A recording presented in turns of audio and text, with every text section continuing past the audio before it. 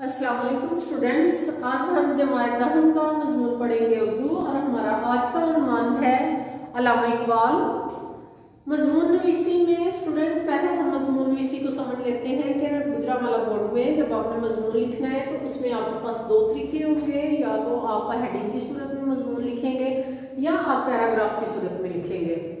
तो अल्लामा इकबाल के मुतालिक कुछ मैं आपको इन्फॉर्मेशन देती हूँ, उसके बाद आपने खुद डिसाइड करना है। अगर तो आप हेडिंग की सूरत में लिखेंगे तो एक आपने ऊपर हेडिंग दी अल्लामा इकबाल के ये तारीख पैदाइश और उनके नाम के हवाले से, तो उस हवाले से ही आप इब्तदाई मालूमात लिखेंगे। अगर आपने उनकी तालीम के मुतालिक हेडिंग दी है तो फिर वही पैराग्राफ कंप्लीट करेंगे, और अगर आप बगैर हेडिंग के पैराग्राफ की सूरत में सिर्फ लिखते हैं तो उसमें भी स्टूडेंट्स आपने इस बात पर गौर करना है, इस बात को आपने मलहूज़े खाते रखना है कि आपने एक पैराग्राफ में जो बात शुरू की है उसे उसी पैराग्राफ में मुकम्मल करके फिर नीचे आपने सेकंड पैराग्राफ यानी नेक्स्ट पैराग्राफ शुरू करना है। एक ही पैराग्राफ में सारा मजमून नहीं लिख देना और एक पैराग्राफ में नामुकम्मल बातें नहीं छोड़ देने। अब हम आते हैं अपने मजमून की तरफ। अल्लामा इकबाल शेर के साथ हम आगाज करेंगे। निगाहे बुलंद सुखन दिल नवाज जम पुरसोज, यही है रखते सफर मेरे कारवां के लिए। बेहतरीन शेर है, अल्लामा इकबाल की पर्सनैलिटी को जाहिर कर रहा है, उनकी शख्सियत को। नाम अल्लामा मोहम्मद इकबाल, पैदाइश 9 नवंबर 1877 सियालकोट में। वालिद का नाम शेख नूर मोहम्मद, वालदा का नाम Imam Bibi. School mission school Sialkot.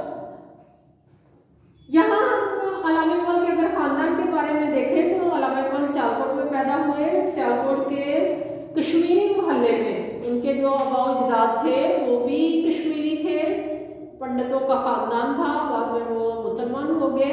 अल्लामा इकबाल के जो वालिदैन थे वो मुसलमान थे, उनके पीछे पिछली जो आबा अजदाद की जो लड़ी थी वो हिंदू पंडित कश्मीरी पंडितों से ताल्लुक था, बाद में वो मुसलमान हो गए थे जी। अब हम करते हैं स्कूल की बात। तो अल्लामा इकबाल को मिशन स्कूल सियालकोट में दाखिल करवाया गया। 5वीं जमात का इम्तिहान वजीफे के साथ पास किया। अल्लामा इकबाल शुरू से ही ज़हीन व फतीन स्टूडेंट थे और उनके असातिज़ा खासतौर पर मौलवी मीर हसन, उन्होंने उन पर खास तवज्जो की। उन्होंने देख लिया कि ये बच्चा बाकी स्टूडेंट की निस्बत इसे बहुत जल्द इसका सबक याद हो जाता है। ये चीज़ों को बाकी स्टूडेंट अगर सबक याद करने में लगे होते हैं तो ये बच्चा समझ के मुझसे अगले सवालात पूछना शुरू कर देता है। इसका जो जहन है वो एक चीज़ पर मरकूज नहीं रहता, वो जो बात मैं समझाता हूँ उसको तो फौरन ये समझ लेता है, लेकिन इसके पास अपने बहुत से सवालात होते हैं जो एक ज़हीन स्टूडेंट की निशानी होती है। तो 5वीं जमात का इम्तिहान वजीफे के साथ पास किया। मिडल के आखिरी दर्जे में भी वजीफा हासिल किया। मैट्रिक क्लास में भी पोजीशन ली। फिर उसके बाद उन्हें मैट्रिक करने के बाद स्कॉच मिशन कॉलेज सियालकोट में दाखिल करवा दिया गया FA के लिए। उस वक्त इसका नाम स्कॉच मिशन कॉलेज सियालकोट था, बाद में वही नाम चेंज होके मरे कॉलेज उसका नाम रख दिया गया जो आज मौजूदा मरे कॉलेज है।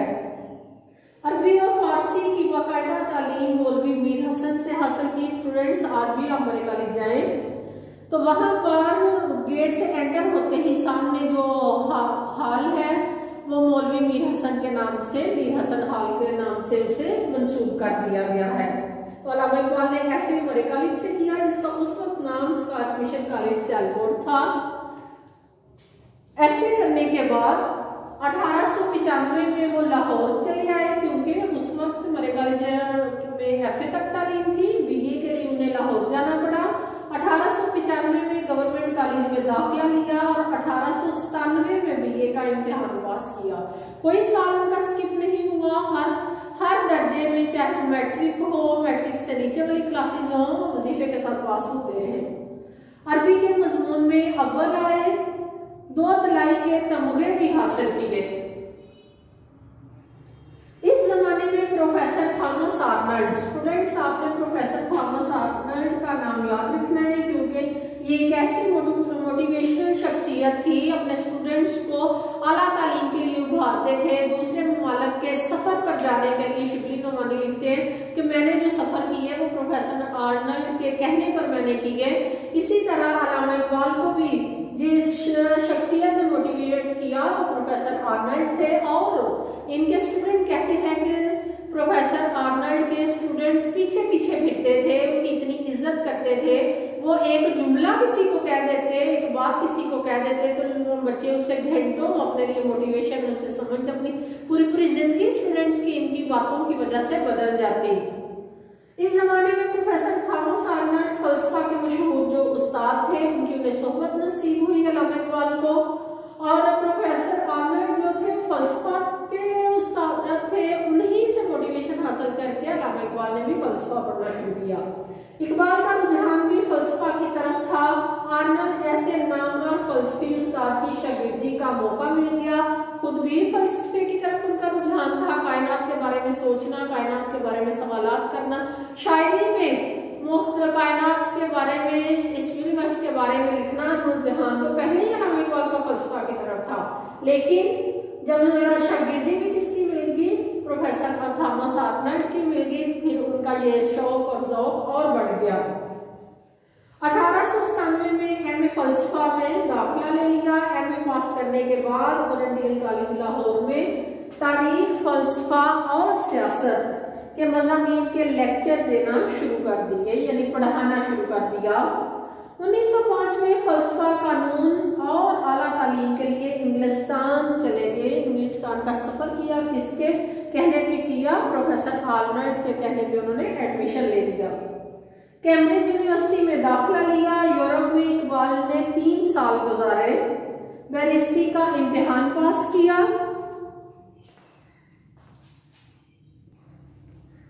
जर्मनी की म्यूनिख यूनिवर्सिटी, अगर हम इसे वैसे पढ़ें तो म्यूनिक पढ़ा जाता है जर्मनी की इस यूनिवर्सिटी को, लेकिन जब उर्दू में लिखते हैं तो फिर म्यूनिख यानी खे लिखी जाती है।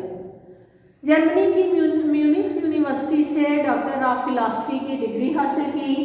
6 माह तक लंदन यूनिवर्सिटी में प्रोफेसर आर्नल्ड के कायम मकाम, जो यहाँ पर गवर्नमेंट कॉलेज में जिनसे पढ़ने का मौका मिला, लंदन यूनिवर्सिटी में भी प्रोफेसर आर्नल्ड की जगह चूंकि वहाँ पे खाली थी, उनके कायम मकाम की हैसियत से अरबी के प्रोफेसर भी रहे।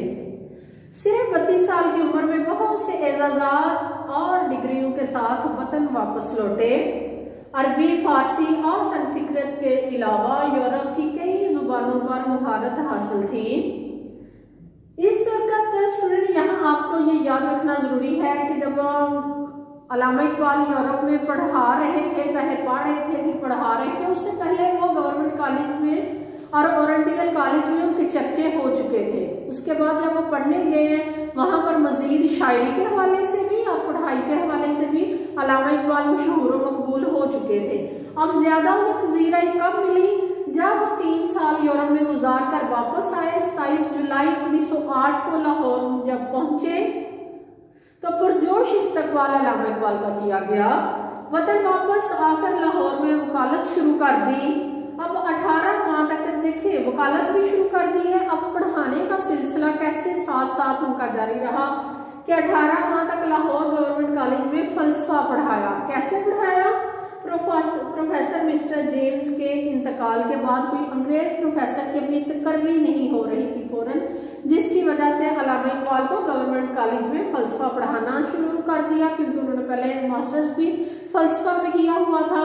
ये इस तरह अल्लामा इकबाल का वकालत का भी और पढ़ने पढ़ाने का जो सिलसिला है वो भी साथ साथ जारी रहा।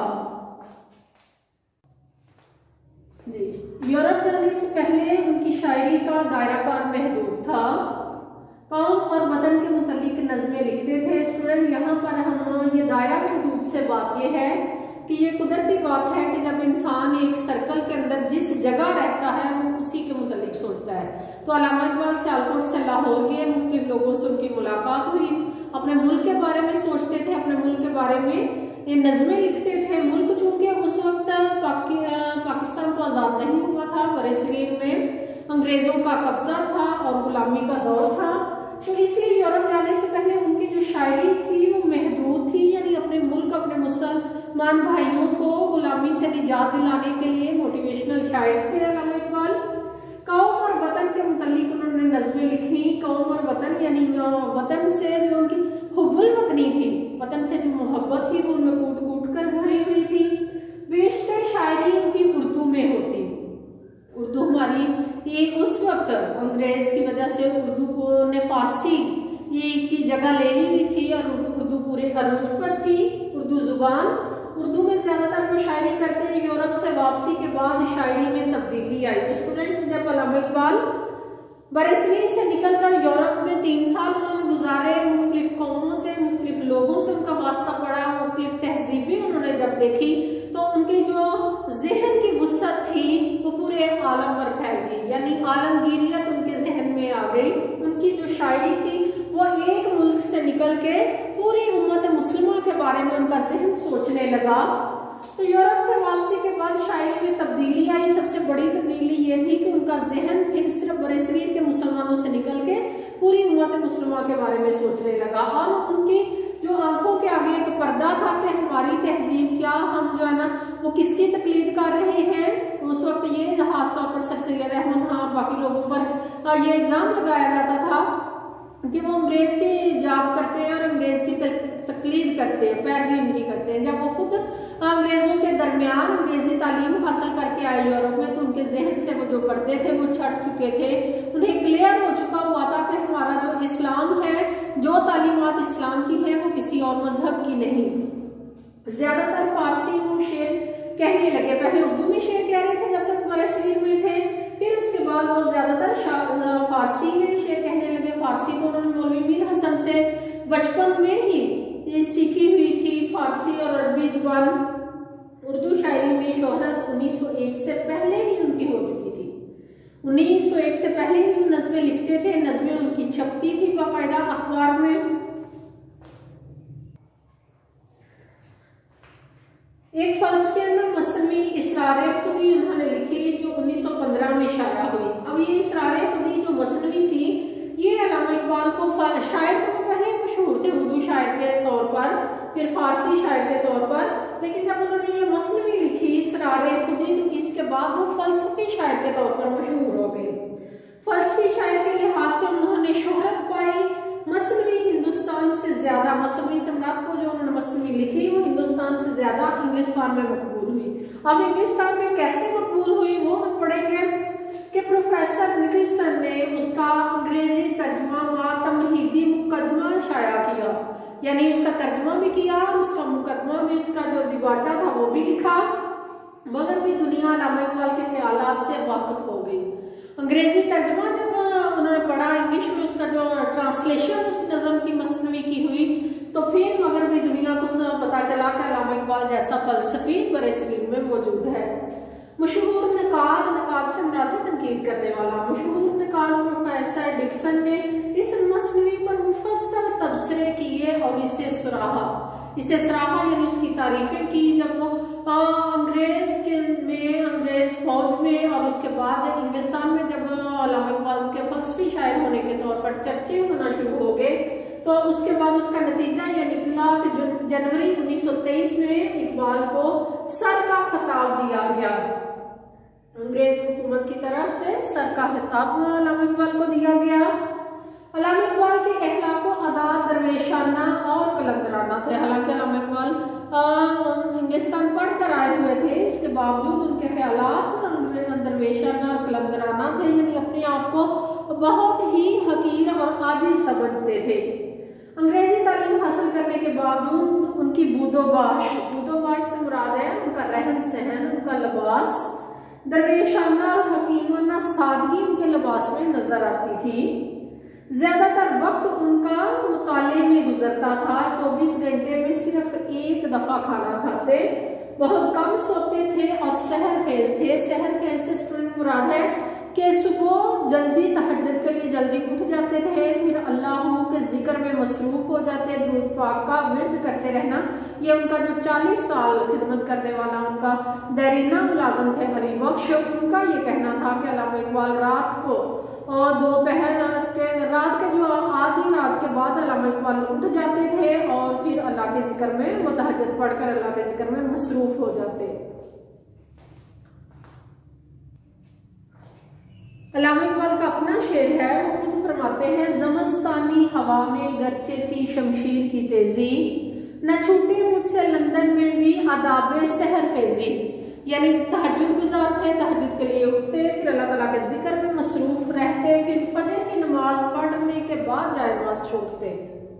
इब्तदाई दौर में कुर्ता और शलवार पहनते थे, सर पर सफेद पगड़ी होती थी या लुंगी बांधते थे। वलायत जाकर अंग्रेजी लिबास भी पहनना पड़ा। वो अंग्रेजी लिबास पसंद नहीं करते थे, लेकिन वलायत जाकर उन्हें, या वलायत से मुराद है इंग्लिस्तान।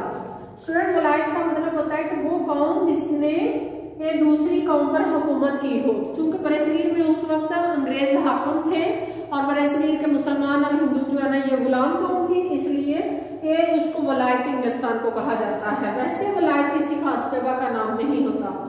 वलायत आकर अंग्रेजी लिबास भी पहनना पड़ा। वलायत से आने के बाद शलवार कमीज और कोट के साथ तुर्की टोपी पहनते थे, कभी कभी कोट पतलून भी पहनते थे, जबकि उन्हें अंग्रेजी लिबास पसंद नहीं था। ये कभी कभार की बात है।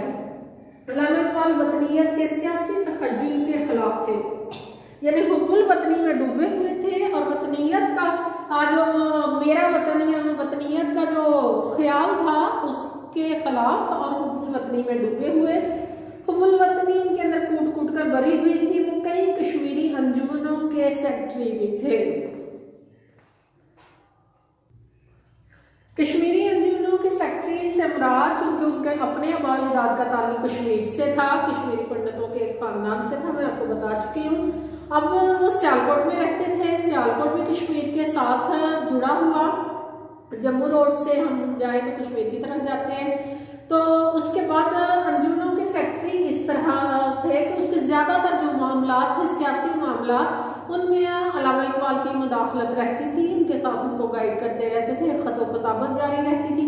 हत्ता कि जब अल्लामा इकबाल लाहौर आ गए तो यहाँ पर मुख्तलिफ वकला को खत लिख कर उनको सफरी खर्च का जो सफर का जो खर्च था वो देकर कश्मीर में जा करते थे कि आप वहां पर जाएं, उनके मुकदमात वहां पर जाकर देखें। उनको एक खास उन्स और मोहब्बत था कश्मीर से, कश्मीर के मामलात से, इसलिए वो कई कश्मीरी अंजुमनों के सेक्रेटरी भी थे। अल्लामा इकबाल हर किसी से बगैर तकल्लुफ के मिलते। ये तो उनसे हर कोई मिलने वाला जो है ना, वो जब भी उनसे मिलता दोबारा मिलने का मुश्ताक रहता और आकर यही बात कहता कि अल्लामा इकबाल से जब मिलते हैं तो हमें बिल्कुल ये एहसास नहीं होता कि ये इस कदर आला तालीम हासिल किया हुआ शख्स और इतनी वसी सोच रखने वाला शख्स हमसे इतनी बेतकल्फी से मिल रहा है। हमें तो इस बात का बिल्कुल भी ख्याल ही नहीं रखता कि हम कितनी बड़ी शख्सियत से मिल रहे हैं। यानी जब अल्लामा इकबाल से लोग मिलते, उनसे बातचीत करते तो उनके शख्सियत के शहर में लोग खो जाते थे। अल्लामा इकबाल हर किसी से बगैर तकल्लुफ के मिलते। अलालत के ज़माने में भी रोज़मर्रा के मामूलात में फ़र्क ना पाया। अपने मुलाकातियों से इसी खंदा पेशानी और अखलाक से मिलते। मुलाकातियों का एक तवील सिलसिला जारी रहता।